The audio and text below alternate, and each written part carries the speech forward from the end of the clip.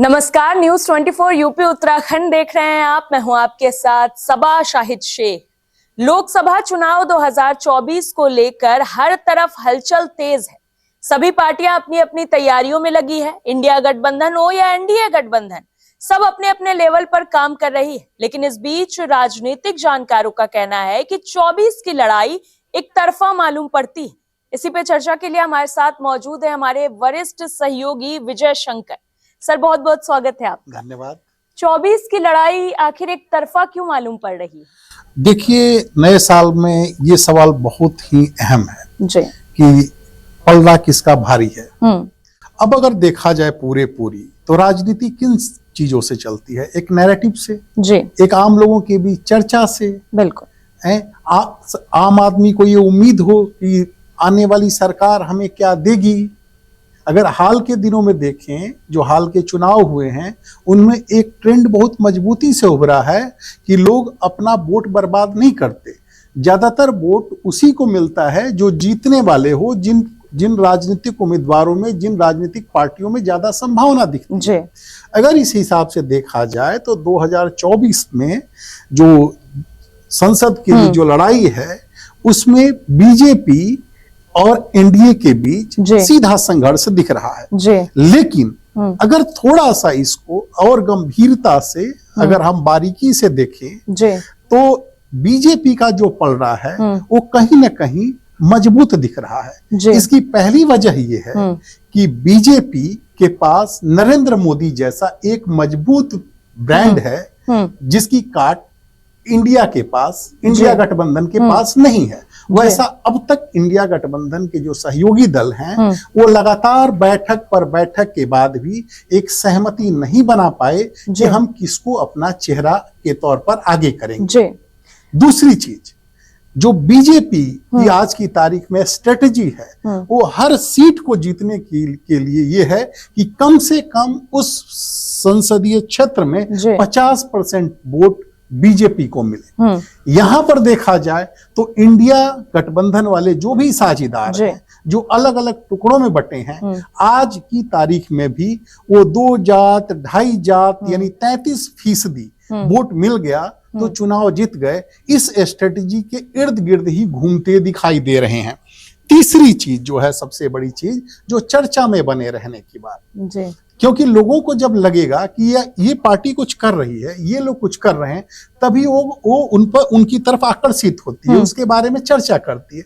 इस लिहाज से जब अगर आप देखिए तो राम मंदिर एक ऐसा मुद्दा है जिसने बीजेपी को कन्याकुमारी से लेकर कश्मीर तक, गुजरात से लेकर के कुरुम तक, यानी आखिरी छोर तक पूर्व में लोगों को चर्चा का एक मौका दे दिया है। बिल्कुल बिल्कुल, इसमें कोई दोहराई नहीं है। तो आखिर इंडिया गठबंधन को एनडीए को टक्कर देने के लिए क्या खास रणनीति बनानी होगी? देखिए, सबसे पहली चीज तो ये है कि इन तमाम चीजों के बावजूद इंडिया की जो सबसे बड़ी कमी है आज की तारीख में, कि ये लगातार बैठक पर बैठक तो कर रहे हैं। याद कीजिए, पहली बैठक कब हुई? जून में पटना, दूसरी बेंगलुरु जुलाई, तीसरी अगस्त मुंबई, दिल्ली में बैठे। लेकिन ये लोग आज तक एक कोऑर्डिनेटर कौन हो, इनका चुनाव लड़ने का मैकेनिज्म क्या हो, इस पर आज तक सहमति नहीं बना पाए। हल नहीं निकला। एक चीज जरा सोचिए, यूपी में, बिहार में, जहां पॉलिटिक्स इतनी ज्यादा फंसी हुई है, वहां पर किस तरह से सीटों का बंटवारा करेंगे? वहां हर सीट पर माने आमने सामने की टक्कर होगी या त्रिकोणीय लड़ाई होगी, अभी ये भी कहना मुश्किल है। तो कुल मिलाकर ये है कि अगर इंडिया गठबंधन में जो लोग भी हैं, जो इनके थिंक टैंक है, उनको सबसे पहले ये सोचना पड़ेगा कि हम आपसी सहमति किस तरह से बनाएं। 6 महीने तो बिता दिए, सहमति बनी नहीं। अब 2-3 महीने में मुश्किल से हो सकता है होली के आसपास कहीं चुनाव की तारीखों का ऐलान हो जाए। और बिल्कुल कहते हैं ना, वार स्ट्रेटेजी जब भी कहीं होती है तो उसमें होता है एक टाइम बाइंड।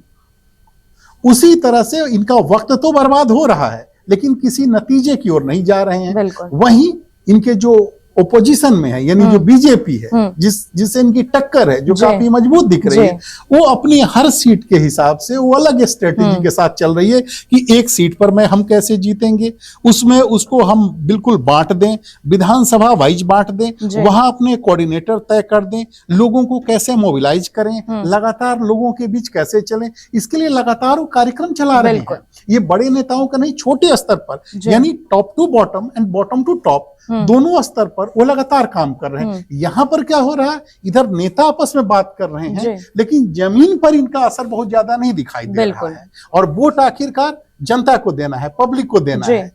वहां शायद मुझे लगता है कि एक गैप अभी भी बना हुआ है और इनके पास वक्त अब बहुत कम बच गया जी। अखिलेश यादव के नेता तो अभी से ये कह रहे हैं, चुनाव नजदीक भी नहीं आया, वो उनको सलाह दे रहे हैं कि गठबंधन का साथ छोड़ दीजिए। देखिए, अखिलेश यादव की एक अलग मजबूरी है। अखिलेश यादव 2017 के बाद उनकी पार्टी सत्ता में नहीं है, ठीक है जी। उसके बाद उन्होंने जो प्रयोग किया मायावती के साथ गठबंधन का, उसमें भी उन्हें कुछ फायदा नहीं मिला, फायदा मिला मायावती को। अब अखिलेश यादव को लग रहा है आज की तारीख में जहां पर खड़े हैं, और अगर 2019 से और 2022 से स्थिति बहुत बदल चुकी है जी।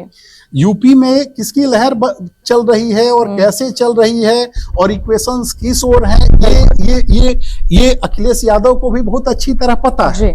ऐसे में उन्हें लग रहा है, जो उनका धर्म संकट है, कि अगर हम अकेले लड़े तो नुकसान होना तय है, बीजेपी को फायदा होगा। अगर किसी तरह गठबंधन बन जाए तो वहां पे शायद कुछ संभावनाएं दिख सकती है।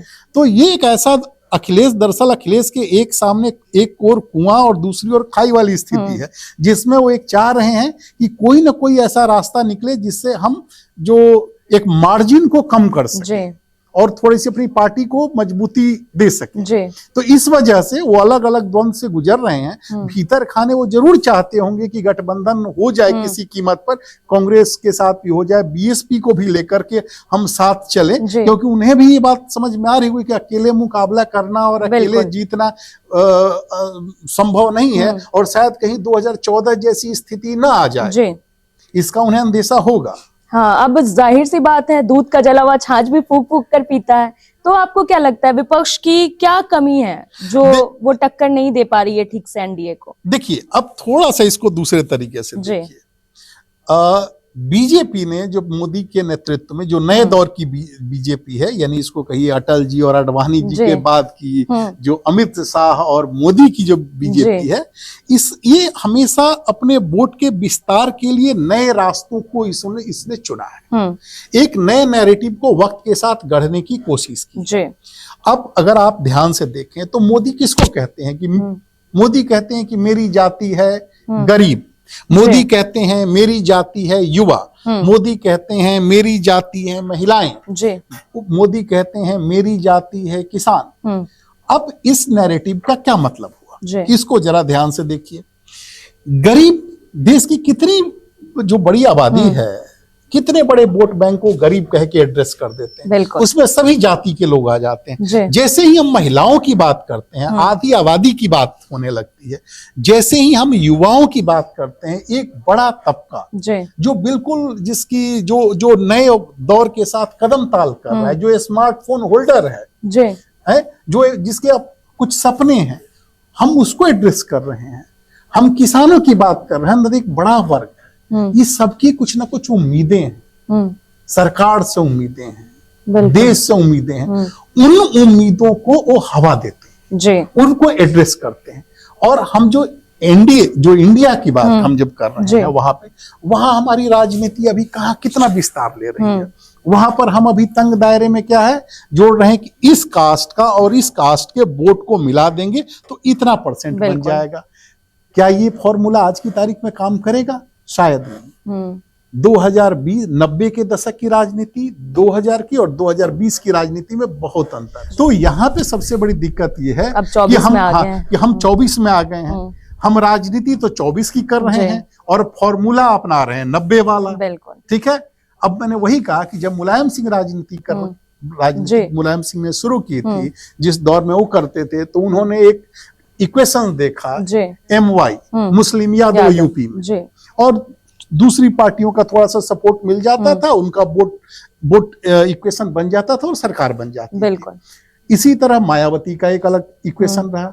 लेकिन जब 2012 में मायावती को हटा के अखिलेश जब सत्ता में आने के लिए कोशिश करते हैं, तो उनका क्या फॉर्मूला रहता है? MY। अब MY में मुस्लिम यादव के साथ महिला प्लस यूथ हो जाता है, तो वहां वोट का विस्तार होता है।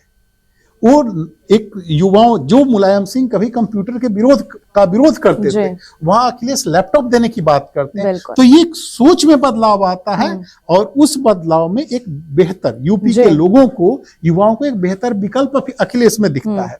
लेकिन आज की तारीख में किस विचारधारा के साथ और सोच के साथ जो विपक्षी पार्टियां हैं वो मैदान में उतर रही हैं, इसी को लेकर जनता क्लियर नहीं है। ये लग रहा है कि वो चुनाव लड़ना चाहती है, चुनाव जीतना चाहती है, लेकिन चुनाव जीत के क्या करना चाहती है, ये एजेंडा क्लियर नहीं। ये सबसे बड़ी दिक्कत है। इस नैरेटिव को लोगों तक पहुंचाने में मुझे लगता है जो विपक्ष के नेता हैं वो कामयाब नहीं रहे हैं अभी। बिल्कुल, बहुत बहुत शुक्रिया आपका हमारे साथ जुड़ने के लिए। धन्यवाद। दरअसल 24 के लिए इंडिया और एनडीए अपने स्तर पर लगी हुई तो है, बट इंडिया गठबंधन इस बात को माने ना माने, लेकिन सीटों को लेकर माथापच्ची अब भी जारी है। देखना ये होगा कि 24 का मिशन में कौन फेल और कौन पास होता है। फिलहाल के लिए इतना ही। देखते रहिए News 24 यूपी उत्तराखंड।